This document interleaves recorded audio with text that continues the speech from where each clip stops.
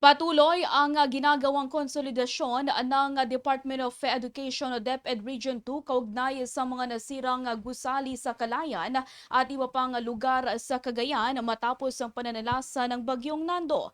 Sa panayam ng Bombo Radyo Kawayan kay Dr. Benjamin Paragas, ang Regional Director ng DepEd Region 2, sinabi niya na nakikipag-ugnayan ng mga DRRM focal person ng Schools Division Offices sa mga apektadong probinsya at nakakalap na ng listahan ng mga nasirang paaralan bagamat hindi pa nakumpleto ang mga datos. Humihingi rin ang kagawaran ng pondo para sa clean-up drive at paglilinis ng mga silid-aralan na naapektuhan ng bagyo. Gayon din ang pondo para sa pagtatayo ng temporary learning spaces sa mga classroom na nawalan ng bubong. Habang inaayos pa ang mga gusali ay muling ipatutupad ang modular learning. Anyang mabibigyan ng learners activities sa mga bata upang matiyak ang tuloy-tuloy na edukasyon sa ilalim ng pangangasiwa ng kanilang mga guro, school heads at sa tulong ng mga magulang at community teachers assistants.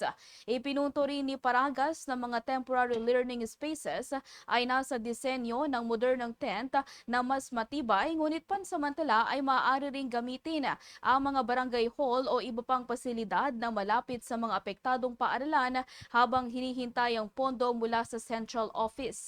Sa ngayon, wala pang tiyak na timeline kung hanggang kailan ipatutupad ang modular learning dahil kasalukuyan pang inaayos ang mga reports at inihahanda ang pondo para sa mga silid-aralang nawalan ng bubong.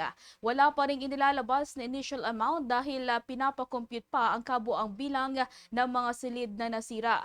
Dagdag pa ni Paragas, mahirap ang pagkuha ng report mula sa Calayan dahil sa kawalan ng kuryente at komunikasyon sa lugar.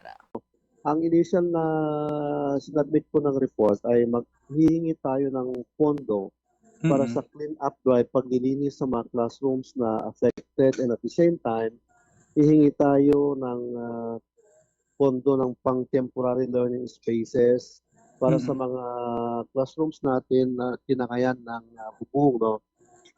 Bubong at ibang damages. Meantime, ito naman ang kasanayan natin. We all na instructed na yung mga school heads na i-implement ulit natin yung ADM natin, no?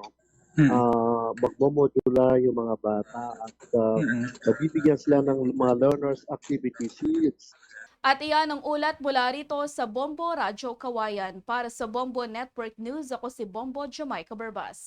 This is Bombo Radyo Philippines, the #1 and most trusted source of news and information.